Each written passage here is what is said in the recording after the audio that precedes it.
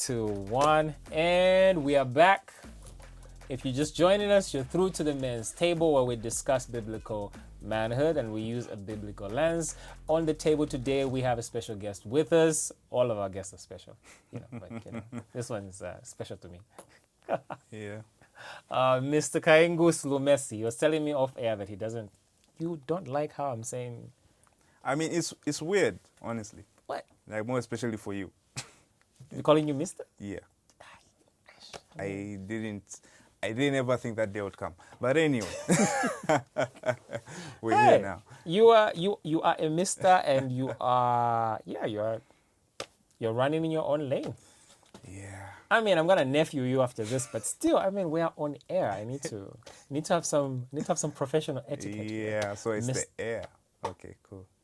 No, it's all good. It's all good. It's all good. Why did you have to turn it into? Oh my God. Okay. Before we went, I was asking you this. Yeah. So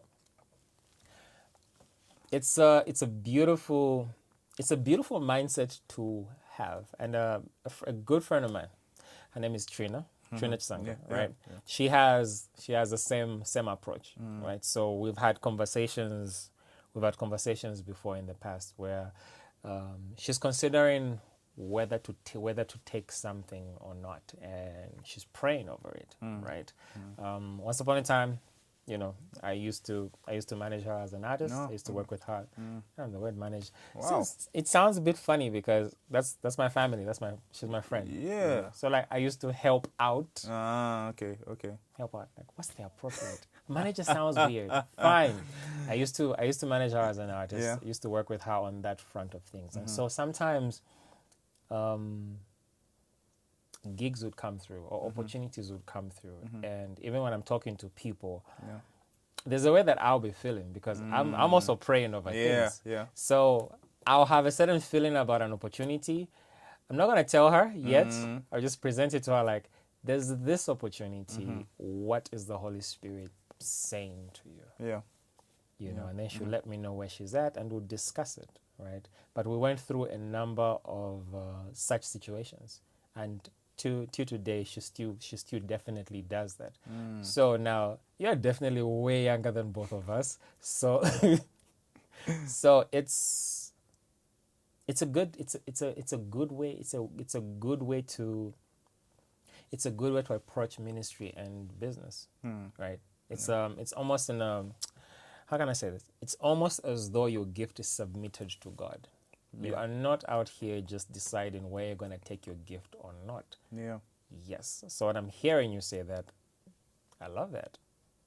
But not everybody understands why that is important. So you, as a young minister, as a young man, right, starting out your career in this area, we need to talk about your other career. What are you studying at Zikas? Not yet. We'll get there. Okay. Cool. Right. So, say I'm listening in. I just tuned into the men's table. I'm a young lady. I'm a young man.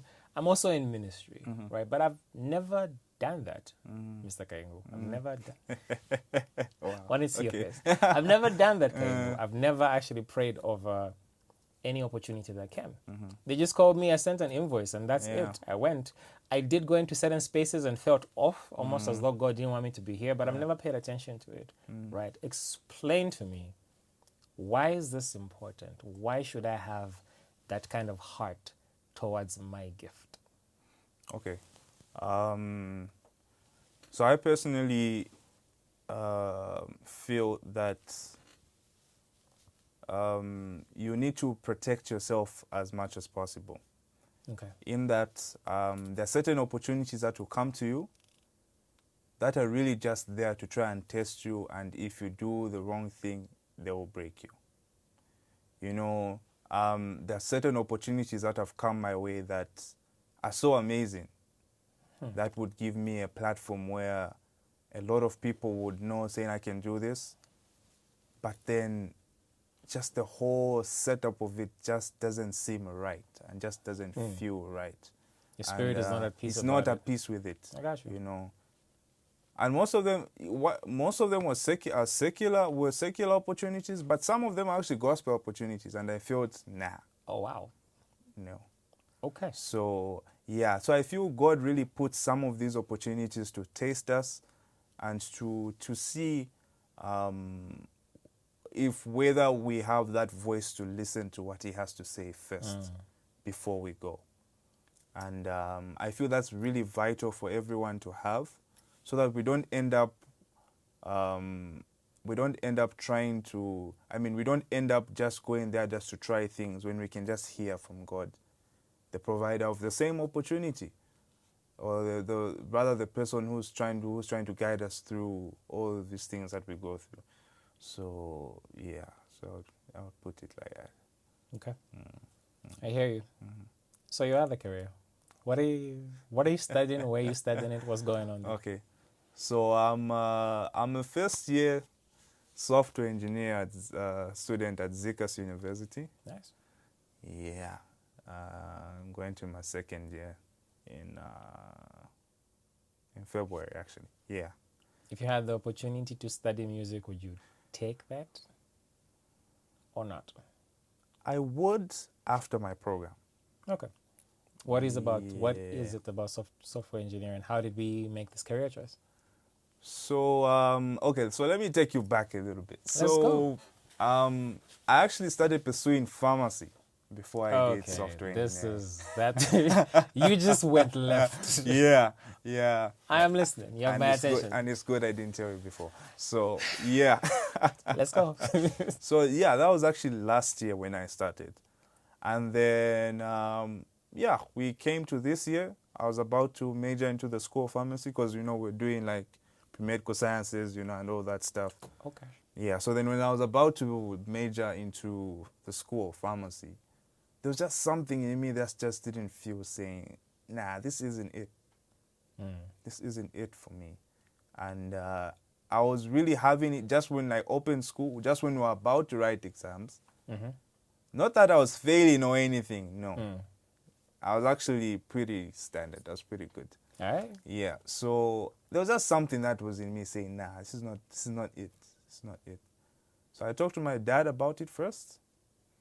We had a whole conversation about it, but he understood. He was like, okay. And for context, Dad is in the medical field. Yeah, yes. He is in the medical field. Did that indirectly influence this as a choice for you? Like, oh, hey, I should do something medical as well. He actually did in a way but I made the decision based off thinking that I can do it, not knowing I can do it. Explain that. So, it's that thing where you just get out of high school, you have all these good grades, and then you're like, with my grades, I can do this, I can do that. But do I really know that I can do it? Do I really know myself saying, if I go there, I really know what I'm going to achieve, or do I even know what I'm going to achieve? Okay. So I think that's what happened for me. So we had that conversation, and we were like, so he's actually the one who suggested saying, okay, how about a change of career? And I was like, yeah, that was also an option for me too. So I was like, okay, cool. And at that point, I didn't even know what career to take. So he brought out software engineering. I was like, okay. My work right now, like music-wise, deals with like a lot of software, programming and stuff. So I was like, okay, let me think about it. Let me do my research. And yeah, so as I was doing my research, I actually got to find a lot of interesting things about the course, how I would implement what I'll learn from like Zikas into like my music. Right. Try and make something for myself. So that was a big factor for you. Yeah. Oh, if I learn this, Exactly. Nice. So go on. So then I just concluded saying, you know what, let's do this. Let's do this. Yeah. So that's how I got into it. That was late February into March. Yeah. So that's how I enrolled into the school, and we're here now. Okay. Yeah. What is your advice to anybody that just is about to write their grade 12 exams and soon they'll be deciding on a career? So you, with your story, what's your advice to anybody right now who needs to decide on a career? I would really advise you know what you want first. Okay. How do I go about knowing what I want first? So I think you start looking at, firstly, I would advise people start looking at things that interest you. You know, things that you're fascinated about, things that you're curious about. So those things are the ones that come rain, come sunshine, I know, okay, I'm going to keep doing this. I mean, if you're curious about something, you'd want to keep on knowing something about, or you keep on doing it. You know what I mean? So right. There's natural interest. You know, there's a natural vibe. I mean, a vibe, yeah. There's a natural drive to it. Right. So, yeah. That's one thing I would firstly advise someone on. And secondly, I'll just tell them to be realistic about what they want. Okay, and what does that mean? In like your career path, like, and in the in the environment that you're in, it really has to be realistic in a way, but that shouldn't put you in a box to what you want to achieve. Let's give an example of what an unrealistic path would be. Context. Okay. Like, wow. Let's say a zoologist. All right. I know that's out of like who I am, and it's just an example. Okay. Yeah, I mean, I don't really know of a lot of zoologists in Zambia. Do you? No. No, right? Maybe one. Maybe one. Okay. Yeah. Not to say anything about bad about the career path or anything, but in Zambia, I don't really think it's okay. Yeah, so that I think that would be an example of it being it. So yeah, but that's just my perspective, and my other half to this perspective is that shouldn't box you. You know, because there are certain career paths where, in the current environment that you're in, it may not be it may not be worth what you think it is, but in another place it's like worth more. You know, so I'll tell people saying, okay, just always have a plan, be realistic, but don't box yourself. Just always keep on having that drive, because one day it's gonna speak for you. So, okay. Yeah. All right. Yeah. I hear you. That makes sense. Cool. The career change. It's funny. Your career change story is very similar to mine. Yeah? Yeah. We actually need to talk about that, though. Anyway, later on. It's about me. Classic. Oh my God. This young man. No. My bad. Okay. I got you. Yeah. Well, this is your interview. This is about you, though. This is about you. This is about you. Which area would I like to go to? Would I like to go to next? Okay. Off air during the break, you're telling me about some work, what shall I call them? Some workshops. Some workshops you did for back home in Mongo. Why did you do them? What's the passion behind that? How did they go? Just bring us into that world. Why did I do that? Because I wanted my hometown to be top-notch in terms of like music and the level of skill that there is. Because I noticed when I came to school here, when I used to go back for holiday, I would find that like the stuff that I know, even when I was just in school, was like way too complex for the guys that were there. And I was like, nah, this can't be happening when I'm around. So I had the vision saying, okay, I want to bridge the gap. Okay. I want to bring them closer to what the standard is looking like for a musician now. Okay. You know, so that even like so that even when they come to Lusaka, they can try and make a living. You know what I mean? Because with like what I left there, and if I just didn't do anything there, if they was to come here, I honestly don't think they would survive in Okay. Lusaka. So that was the why to it. Okay. And then The how. the How did you go how about it? did I go about it? So I got together with a few friends of mine, and we decided. So the first one was a mixed one, Okay. where it was a bass, drum, keys. Yeah, bass, drum, keys workshop in short. Okay. So yeah, so we're all talking about like. So actually, my young brother is a drummer. He was actually the one Yes, facilitating. Yeah, the one facilitating the drum aspect to the workshop, and then a big brother of mine, Mr. Kunda, Simata. Is it Simata? Yes. Yeah, Mr. Kunda. Yeah, the bass player. So he's the one who facilitated the bass workshop. Mm-hmm. And then myself, with a friend of mine, Victor, facilitated the keyboard workshop. Okay. So I guess that was like a step towards the vision. Okay. Yeah. So we had that first one, and then the second one I had was mainly keyboards, just like yeah. So you've only had 2 so far. I've only had 2 so far. Okay. Planning the next one, hopefully this December. Hopefully plans go as well. And yeah, this December we might have one too. So you'll be on the lookout. Yeah, so the second one was basically just like me sharing like what I've learned over the time I've been here, and like from the people that I've interacted with. So yeah, that was basically the second one. Okay.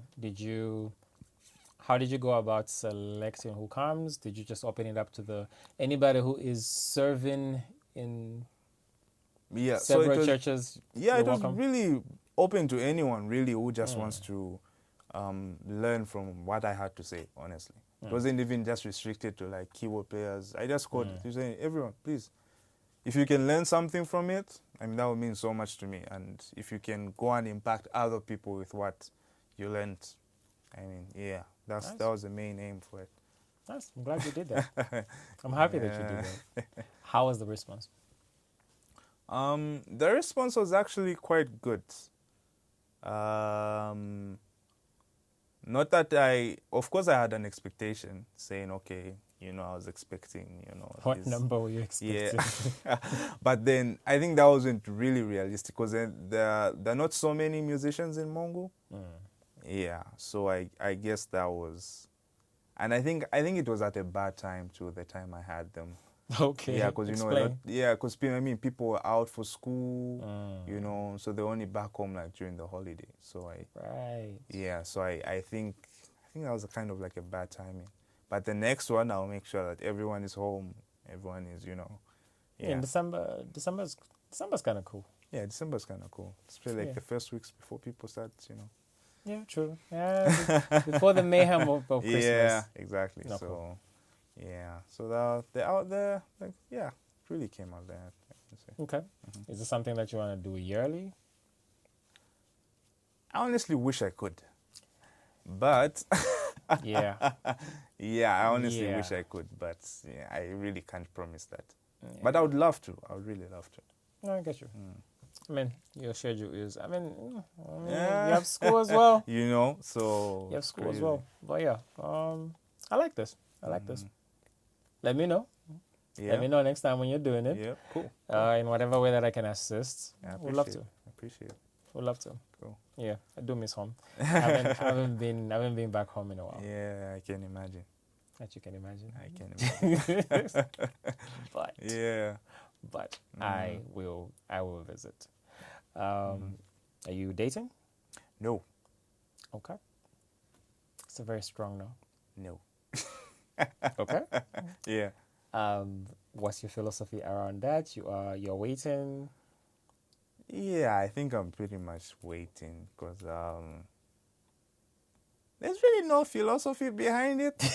It's more sort of I'm not doing it. Okay. Yeah. How did we get to this point? I think it's me realizing what is before me. Explain.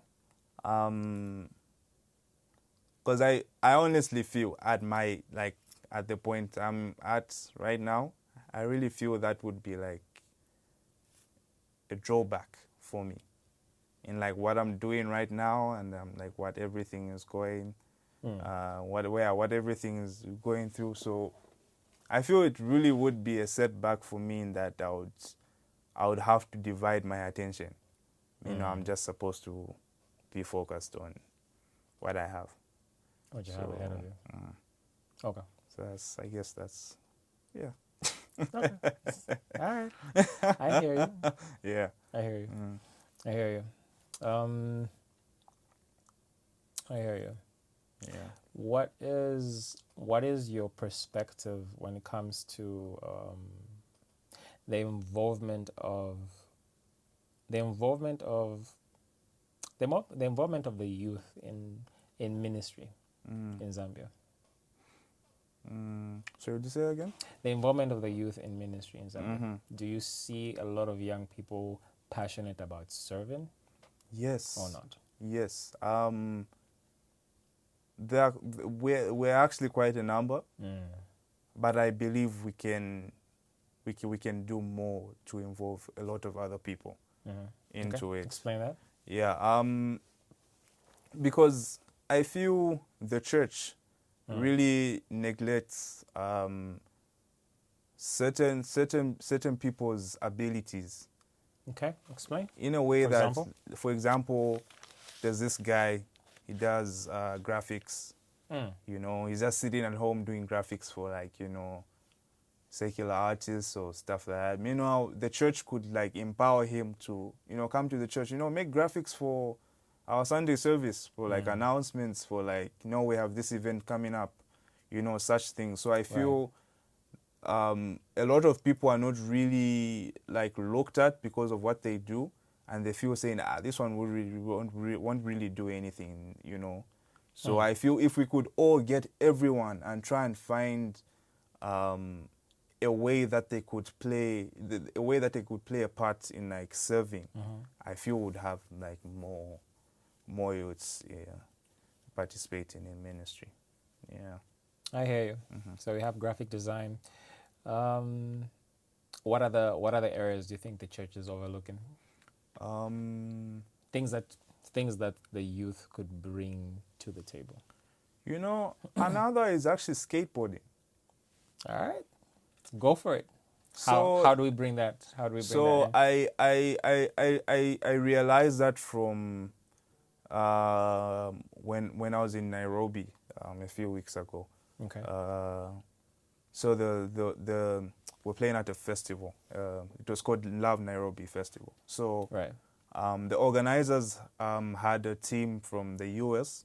They're like stunt guys, you know, BMX, skateboarding. Nice. And they were like, I asked them saying, okay, so what's the idea of these guys being here? Saying, okay, no, we want to bring everyone to the place. The whole idea is to bring people here so that we can now lead them to Christ. Right. You know, so they're trying by all means to just try and find a way to catch the eyes of people, saying, okay, there's this, let's come. You know what I mean? So I feel we could use, like, you know, these guys doing skating, like the same stunt guys. Like, I mean, if we have festivals at church, if we have crusades at church, I mean, we're all human beings. If we're not attracted to something, we'll most certainly not come. So, but if there's something that's there that's attracting us to go there, we'll most certainly go. So I feel those are just activities that I feel would bring a lot of people.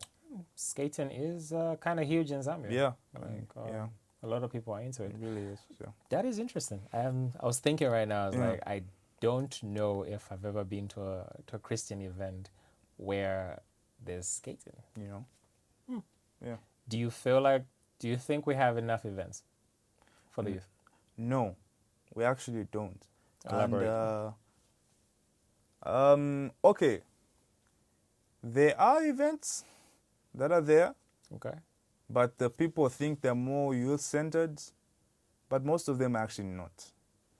Explain that. So you'll find that, okay, we're having a youth concert. Then you'll find they bring an artist like Don Moye. I mean, we were babies when this man was a hit. There's no you know what I mean. So that's an example that I would give. So I feel they need to really create events that are more youth-centered. Let we run it. You know what I mean? Just if the church could just trust us with like the ideas that we have. I mean, it's for us. So why are you not doing things for us? You know. So if the church could just allow us to like, you know, be us and to bring the ideas that we have to make impact for our youths, I feel that would be amazing.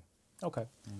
So on the church side, I guess the responsibility is to allow for more, to give the youths a bigger voice, a bigger opportunity to do those events. So this is what the church can do. What can the youths do to bridge that gap, right? Because, I mean, yeah, what can they do? What's the responsibility of the youth to bridge that gap? I think if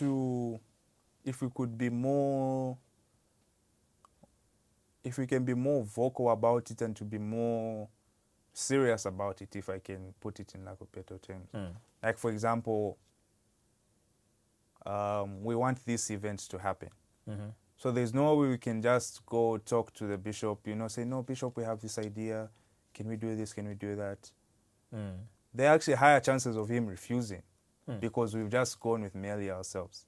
Right. But if we could organize ourselves saying, okay, bishop would like to have a meeting with you and so and so and so. You come, you present to him saying, okay, there's this. You present saying, okay, there's a budget of this. We are putting together this. We're trying to fundraise money on this side. All we are asking from you is to just give us the opportunity. And most certainly from there, I don't think no would even be an answer. Okay. Yeah. So the youths can be better organized. Exactly. Okay. Exactly. I got you.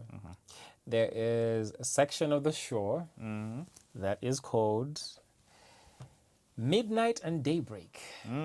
Yes. Sounds interesting. Yes. Midnight, what has been your darkest hour? Daybreak, what has been your brightest hour? So, and how did you deal with both? So, but you know what I mean by darkest hour. Yeah. What's your midnight and what is your daybreak, sir? And how did you deal with both?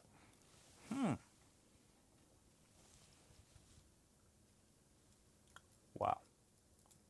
I think let me start with my brightest hour. I think. Let's go. My brightest hour was, I think when I got from Esther's event. I think that was like my brightest hour because that was literally an answered prayer for me. Yeah, man. You know, I was just sitting at home. You know, I was praying from like late last year, like during the holidays, and I was like, God, please give me something this year. And then that call just came from nowhere, and I was really puzzled, and I was like, God, thank you, because that really just changed everything for me. Like even from now, it's really changed everything. It's the door that led to more doors for you. Exactly. So that's my happy hour. That's dope. Yeah, and my darkest. Wow. I think I really can't pinpoint something that would be my...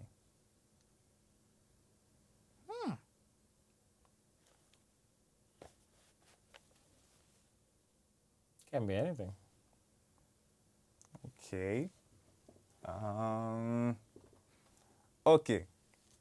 I think I have something. So back in high school, right, there was this girl I liked. Oh, God. Yeah. I mean, that's the only thing I can point out. Wow. That's heartbreak. All right, brother. Let's go. I mean, you are 20 years old. Let's go. Well, it was really just, you know, we're talking.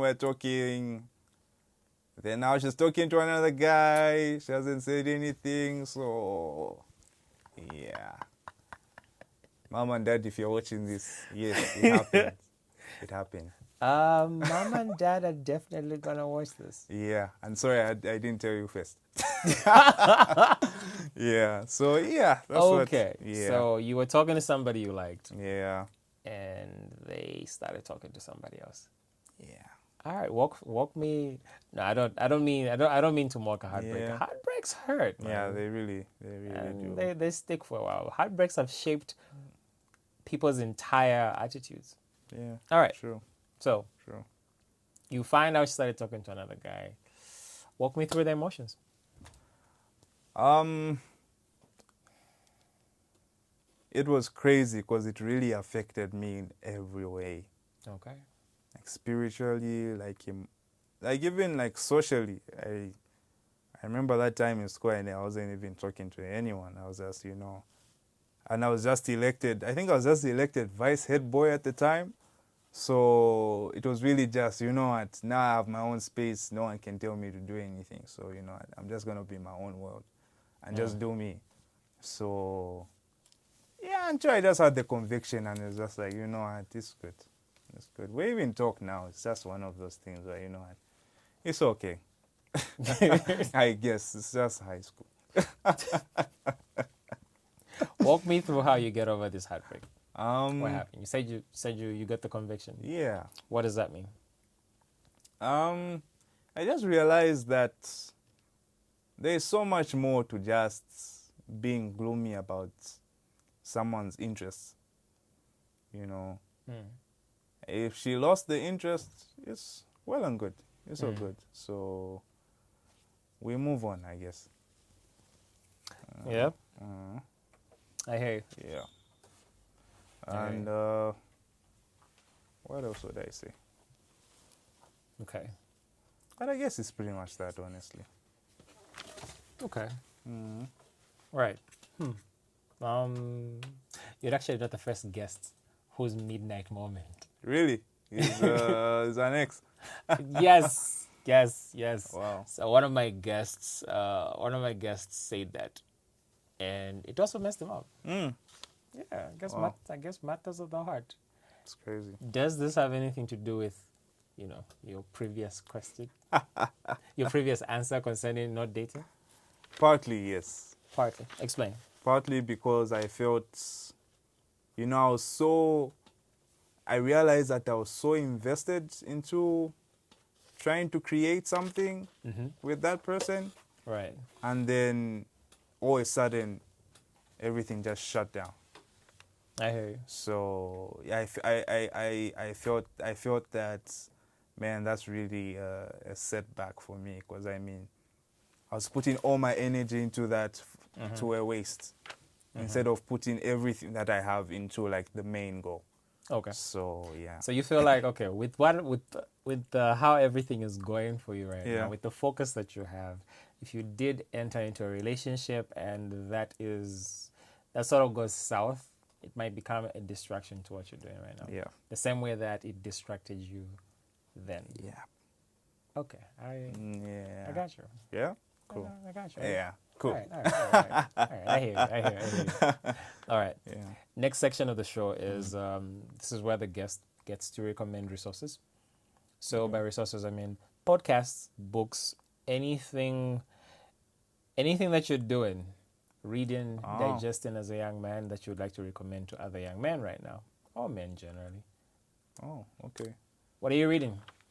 Podcasts, YouTube. Wow. Okay, that's a very interesting question, actually. Because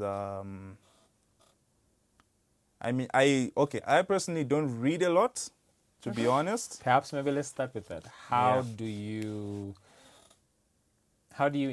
ingest information? What do you do? I'm more of a visual person. I'm listening. Like videos are me. Put a video in front of me, I'll tell you everything that was there. Okay. Yeah, that's me. So for me, sermons are really what helped me. I listen to Pastor Todd.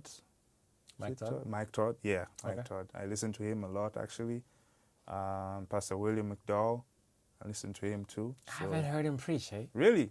No, but I know he's a pastor. Man. Okay. I got you. Yeah. I got you. Yeah. I'm gonna check him out. Yeah. Cool. All So right.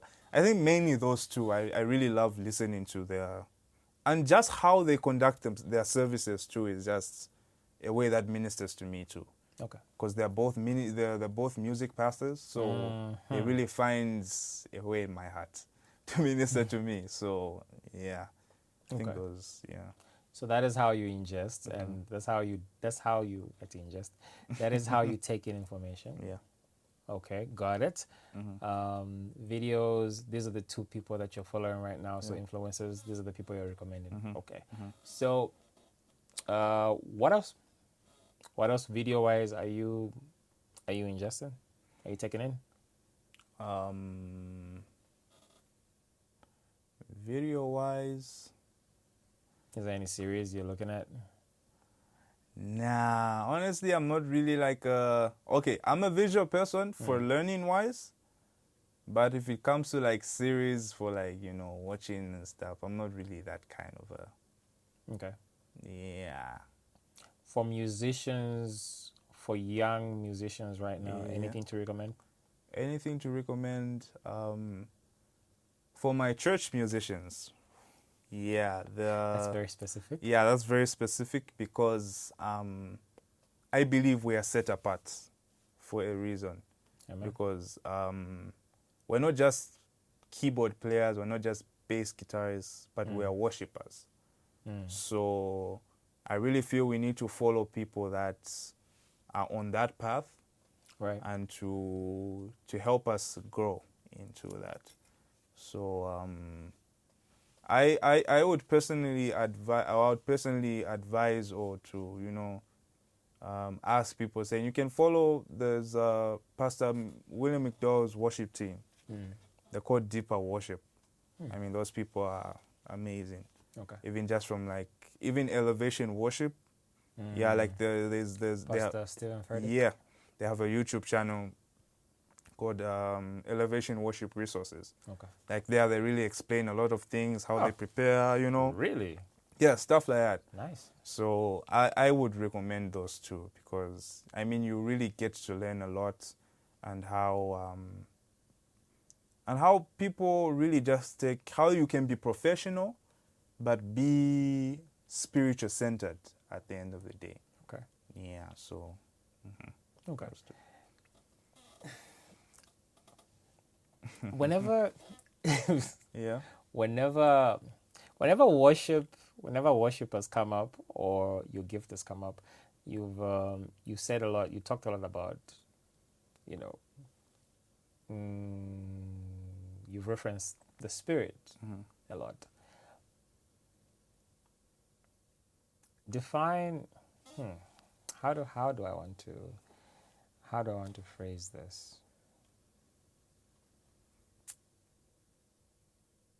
What is the place of?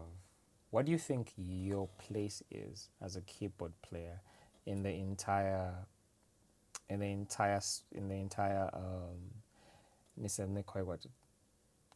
machine? Machine is yeah. No, but I get you though. I'm glad you do. Do you want to just answer the question before Yeah. I Okay. So, basically, what my role is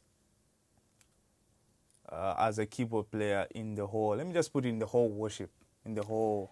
Yes, because you do have. I might be listening into this, and I'm just thinking, I'm not singing. I'm not the one with the microphone. Yeah. My life doesn't have to be Yeah. a certain way. I'm not the one with the microphone or whatever, right? But no, it's not like that. Please explain that to people. So there's one thing people need to understand, that you are all working as a team. And at the end of the day, we're all just different parts trying to achieve the same thing, which is to lead people into the presence of God. Okay. So we all need to act as one. Obviously, the person driving the worship, of course, is like the worship leader.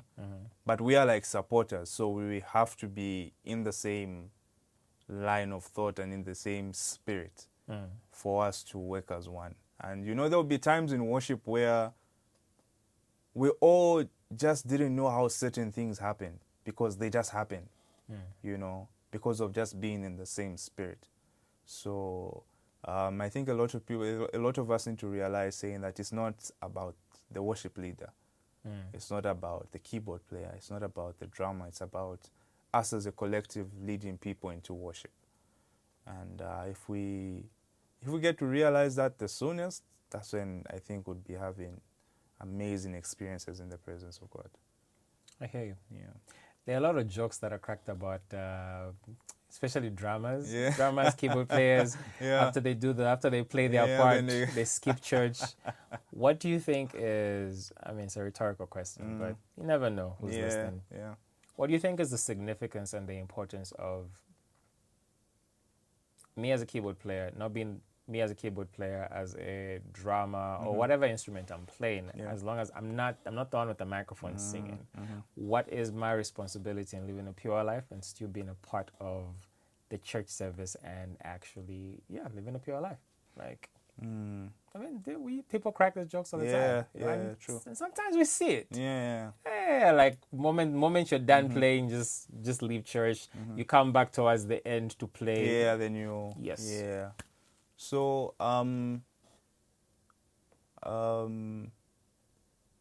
for me, I believe that every musician, every person who ministers in church has one task, which is to lead people. So you can't lead someone where you haven't been to. And so all of these attributes of prayer, listening to the word, reading the word, adds on to that. Because you can't enter a certain place if you're not, have a certain spirit, if you don't have a certain heart towards it. So there's no way you can try and lead someone into worship when you haven't done your worship at home. Right. Yeah, so I believe it's all those attributes that contribute to that, making it so significant that we all need to, listen to the words, pray. Because at the end of the day, I believe that even before you touch the instrument, the worship should start in you. You shouldn't be a worshiper when you're just at church. Yeah, people should see that you're a worshiper even before you touch your instrument. Amen. And I believe that the ministry starts from there. Yeah, so. Amen. There's a great scripture around this. David and the harp. Yeah. Right. Yeah. You wanna do the? Yeah. Well, no, you can do it. What happened? You brought it up. You did tell me this interview. This interview is your interview. Ah, wow. Yeah, I didn't forget. But it is your interview. You are the one being interviewed. Wow. Tell us about David and the harp. What happened there? What's the significance of that story? Okay, so especially for ministers. Yeah, for ministers. David was a skilled musician that played for like kings and priests to chase away demons, and you know the story to it. I do, but they don't. Yeah, they do too. I'm sure you can read it. But anyway, explain it. Okay. Break it down. Okay. So David, right? Yes. Playing the harp, and what's significant about that is how, to me, is how the Bible really points out that he was really skilled about it. Okay. Yeah. So what fascinates me about it also is that how it's really like pointed out. Like saying the level of skill. Yeah, the level of skill. Okay. So I take it upon myself saying, okay, I know, I can play, but how skillful am I about it? Okay. You can play quite all right, but how skillful about it? How skillful are you about it? Okay. And I really take it upon myself, and I try to preach it to other people indirectly sometimes. Saying, okay, guys, you can do this, but how skillful are you? How serious are you taking it? For God. Okay. So yeah. Nice.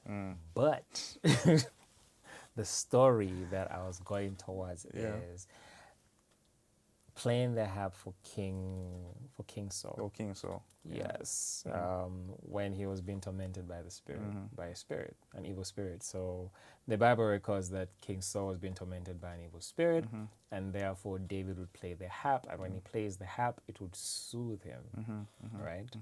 And in this scenario, David wasn't singing. Yeah, yeah. He was ministering, but he wasn't singing, right? What is it about the playing that changed the entire atmosphere around this king when David played it? Because I take it that if Jonathan played, I think Jonathan was the son of Saul, I believe. Anyway, if somebody else, if somebody else played the harp for the king, it might not have the same effect. So if you're a musician listening,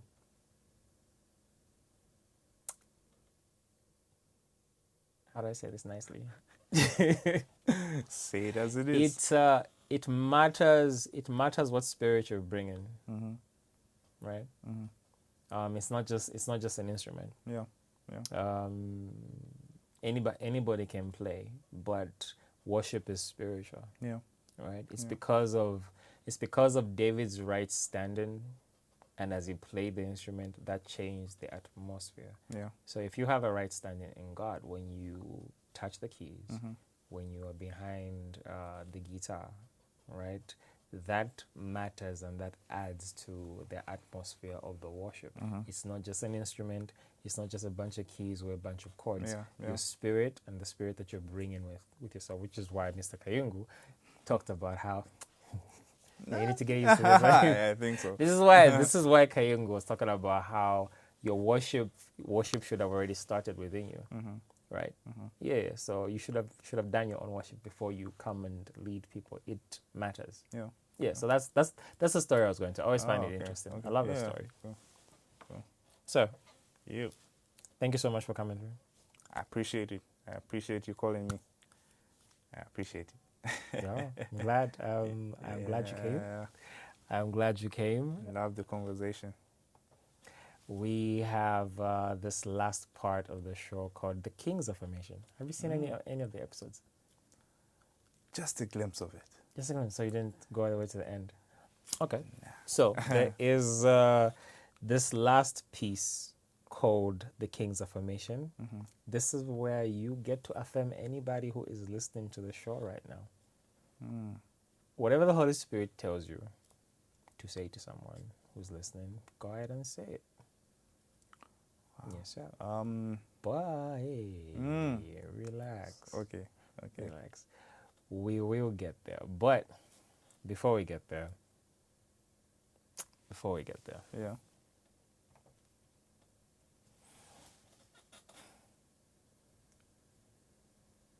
I'm proud of you. Appreciate it. Yeah, man. I'm proud of you. I am sincerely proud of you. It's like it's like I turn and you're a grown man. I'm like, okay. Wow. So much time has passed, but it's important to acknowledge and say these things. I'm proud of you. I'm proud of you doing what you're doing the right way. The fact that I know that you are planted at Northmead Assemblies of God, you are serving. You are still in God, and your gift has put you on great platforms. Your gift has given you the opportunity to travel. Your gift has given you visibility, and I also know your character. You're bold, but you're also humble, which is good. So I know that you are not, you're out there being a responsible young man, right? That's right. And I'm proud of that. So when I show up to the Pole Pole concert and you're on stage playing, I'm like, oh man, it feels good. It feels good to see you do well, and I'm proud of that. Keep doing what you're doing, man. Keep pushing. Keep doing it the right way. Why I wanted to have this interview is I think young people need to see other young people do it the right way as well. It's one thing to it's one thing to bring a 30 years seasoned musician who's doing it. Yeah, that's good too. But then I think it's important for whichever young men are gonna listen into this episode, when they see you, when they hear your story, how you got into ministry, what you're doing, I think it's going to be important for them to, yeah, if there's anything to correct there, let the Holy Spirit correct. But I think it's encouraging to see for them to see another young person do what they're doing and do it the right way. And also, just, man, your approach to it. I was taken aback when you said, wait, this young man prays over... Yeah, like I said, this is something I've seen somebody as seasoned as my good friend Trina do. And I'm looking at you, I'm like, damn, this guy is 19, 20, and he's putting God at the center of what he does. So, yeah, man, I'm beyond proud of you, bro. Appreciate it.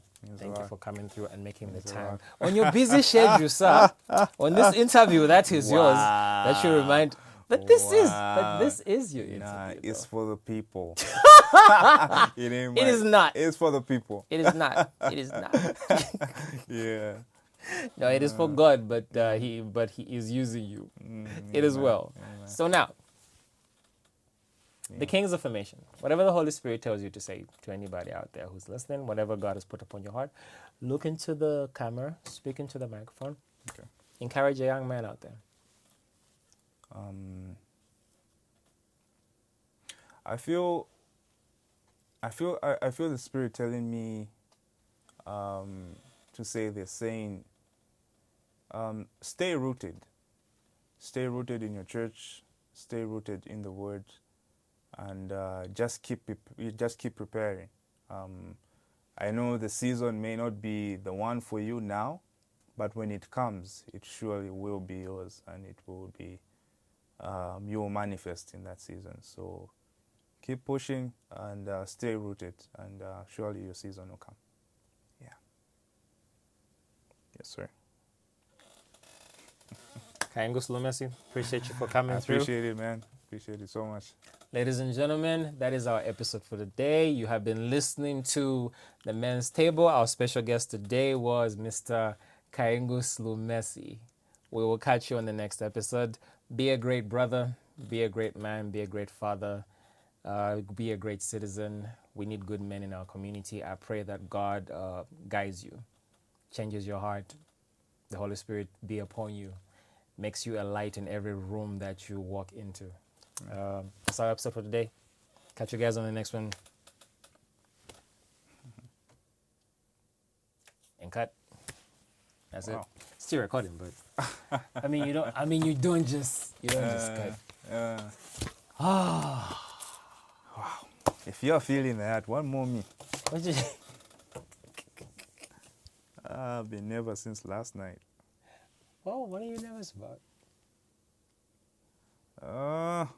It's just me. A whole bunch of people that are definitely going to listen into this. Why were you nervous? Well, I haven't really this is like my first interview. Okay. So I honestly really didn't know what to expect. In like your questions and how I would respond, I had no idea. So, yeah. Okay. I think you did okay. Yep. Yeah. I appreciate it. You did okay. You didn't seem nervous at all. For real? Yeah. You're shaking the whole time. Luckily, there was a table, so you couldn't see any. So we couldn't see the feet. Yeah. I got you.